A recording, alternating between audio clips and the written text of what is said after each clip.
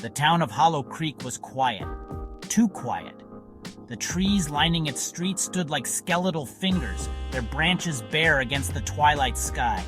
A chill wind whistled through them, carrying a whisper of dread. It was the kind of town that held its breath, guarding secrets best left buried. Everyone in Hollow Creek knew the legend. Every 13 years, the shadows grew hungry. They slithered out from beneath beds and oozed from dark corners, hungry for something they couldn't quite reach, something alive. Old Man Hemlock swore it was true. He'd been around for 2 cycles, seen the shadows claim their due. His eyes, like milky marbles, held the terror of a lifetime spent in Hollow Creek. "Don't be fooled by the silence," he'd rasp, gripping your arm with surprising strength. "It's listening, waiting." No one went out after dark, not when the shadows stretched long and the silence held its breath. Not when the wind whispered tales of the vanished, not anymore. The air crackled with unease. The 13th year had arrived, casting a pall over Hollow Creek. Fear clung to every corner, a tangible presence in the suffocating air. It began, as it always did, with a disappearance. Mary Beth Higgins, the baker's daughter, vanished without a trace. 1 minute she was pinning up missing cat posters, the next she was gone. The only evidence of her presence, a single chilling detail. A perfect silhouette of Mary Beth scorched onto the very spot she vanished from. The shadow remained, a stark reminder of the town's curse. The legend was real, and it had returned.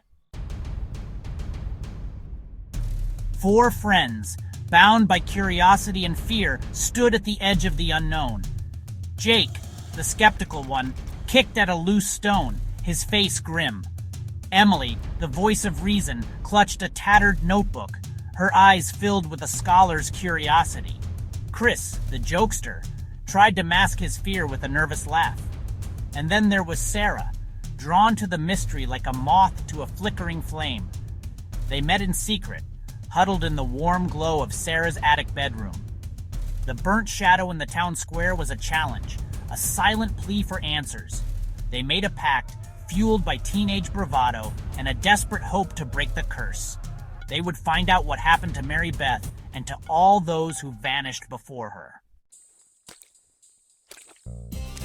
Their investigation led them down dusty library aisles, through crumbling town records, and into the hushed whispers of the town elders. The library was a treasure trove of forgotten lore, with Emily unearthing faded scrolls and brittle manuscripts. They spoke of an ancient entity, a creature of pure shadow that fed on fear and despair. Chris swore he saw shadows move in the corner of his eye, heard whispers brush past his ear. Jake, ever the pragmatist, dismissed it as nerves. But Sarah felt it too, a cold presence that watched their every move. The shadows were listening, and they were pleased. Deep in the woods, nestled between gnarled oaks and thorny brambles, they found it. A crumbling stone altar, stained with an oily blackness. The air hung heavy, thick with the metallic scent of fear. This was a place of power, a conduit between worlds. As the sun dipped below the horizon, casting long, eerie shadows across the clearing, they performed the ritual they found etched into the altar.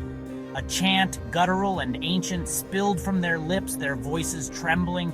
The ground rumbled, the air crackled with unseen energy, and from the heart of the altar, a voice cold and devoid of emotion answered their call. "You seek answers," it rasped, the sound like nails on a chalkboard. "I have them."